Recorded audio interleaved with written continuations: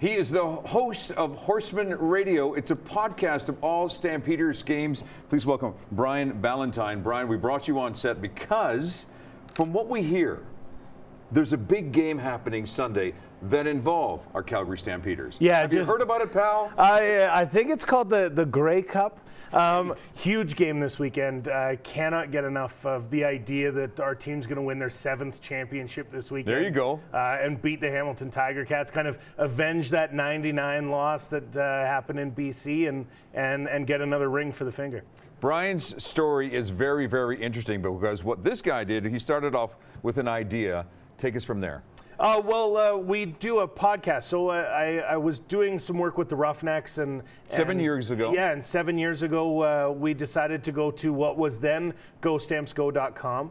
And we said, well, we'd like to provide some football content for you. We like talking about football. We might as well record it and have some beers and talk about football. And then from then it just kind of built from there. We had some more people join the show. And over time, we had members of the CFLHorseman.ca website show up. And then all of a sudden, the Stampeders kind of recognized what we were doing. And they made players available. And so now we do player interviews. Come on. And the guys come over and they hang out in the basement. And they do not. They literally come over to your place. Yeah. They knock on your door, Brian. Yeah, they're here to do the podcast, and we go down into the basement, and I've just got one little microphone and like a little omnidirectional that sits in the middle of the table, and we drink some beer and talk about football for a couple hours, and then throw it up, and it's kind of nice to get that kind of unfiltered view from the players. You drink some beers and then you throw it up.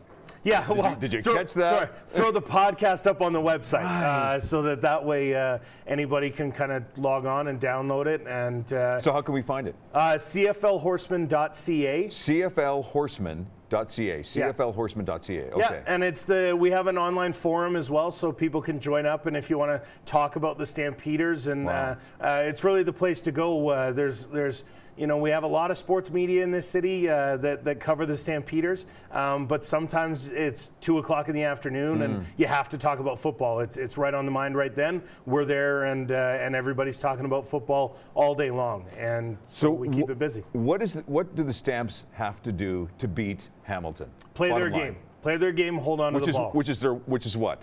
I think a healthy dose of John Cornish, whether it be in the run game like he has all season, or in the passing game like we saw last week. Absolutely.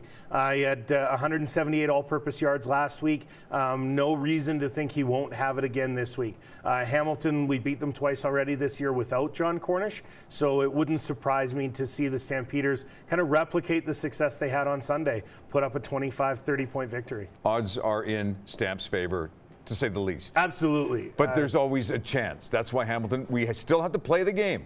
So let's be optimistic, but realize we have to play our game. If we don't, Hamilton is, what are their strengths? Hamilton's got a very good run defense. They only allowed an average of 80 yards a game on the ground this year. So as a result, we might find a little tough go. Their defensive line is absolutely phenomenal. And they're going to be a test for Calgary's offensive line. As well, Zach Collaros has played incredibly well. We didn't have to play Zach Collaros earlier in the year. And, we haven't got any tape with him against our defense. Right. But at the end of the day, I think if the Stampeders play the game they're capable of playing, they're going to be walking away with the trophy. It's helpful that it's indoors. Absolutely. We all remember what happened in 2013 when the game was played outside. They had 7 turnovers against the Riders in terrible weather. Right.